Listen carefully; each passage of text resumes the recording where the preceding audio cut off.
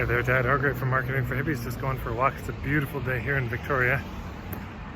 And this is my advice to storytellers.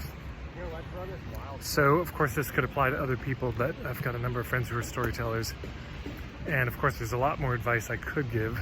This is a very small part of the overall picture. But here are 3 steps I would do if I were a storyteller. My beard is out of control. Is number 1, I would pick the stories or the themes. Yeah, it doesn't matter which comes first. You can pick themes, then find stories for that. You can pick the stories that you really love, find the common themes. But let's say you pick 3 top themes eventually that you get down to. You really clarify what those themes are. So maybe it's initiation into manhood, maybe it's dealing with fear, maybe it's you see what I'm saying. Then you start to, on your social media, you share about those themes. Now, this could be themes that you work on your whole career. That's going to make life easier, but it could be you change it once a year or so. But so let's say the theme was about dealing with fear. Well, God, Brene Brown has written lots of books about this. Half the personal growth world is about this. There's so many memes and quotes and videos and articles that you could share. Neuroscience about fear and dealing with fear. So you could do that. If it was about initiation into manhood, stories about that. God, again, there's so much content that isn't storytelling, isn't folktales, that you could be sharing. And on and on and on. So that your social media becomes a channel. It's like a TV channel, is the idea. And of course, the reason one of the reasons Netflix succeeded so well is because they stopped with the commercials. We all hate commercials. And a lot of people's social media feeds basically one big commercial. Hey, sign up for my workshop, book with me, hire me, buy from me. That's all we see. And I think Robertson Middleton had it right when he said, 10-to-1 ratio.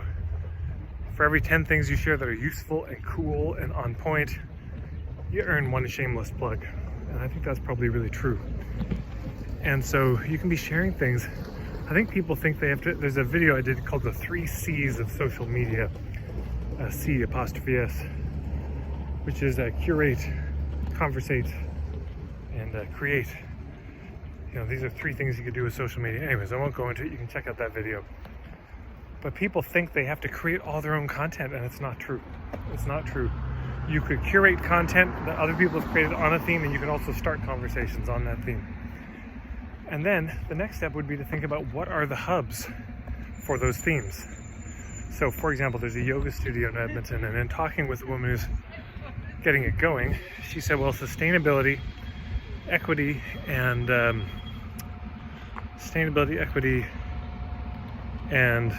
diversity they're 3 big important values. I said, well, great. So what are the hubs for that? Where would you find people that are into those things? If it's maybe the Black Lives Matter group, maybe a local indigenous group, maybe a LGBTQ group, maybe and on and on and on. And then, for sustainability, well, there's local permaculture groups. There are so many potential partnerships. There's so many people that you could work with. Why be so lonely? Why do it all yourself? You could have a list of hundreds of potential partnerships, dozens, easy. And so the same with storytelling. Instead of just trying to promote yourself, you could be finding nonprofits, groups, businesses that are all passionate about the same themes you are, and work out some kind of partnership. What kinds of partnerships, you ask? It really depends on the hub. That's probably a whole other video. But let's say you're a storyteller working on men's initiation stuff. Well, I don't know. These are off-the-cuff ideas, but maybe there's a men's clothing store. And maybe the owner shares similar ideas. Maybe there's the Boy Scouts. There's the Mankind Project does amazing work. Maybe there's men's groups, addiction recovery groups, etc. There's so many potential partnerships that you could have. So those are the 3 steps. Let me recap here.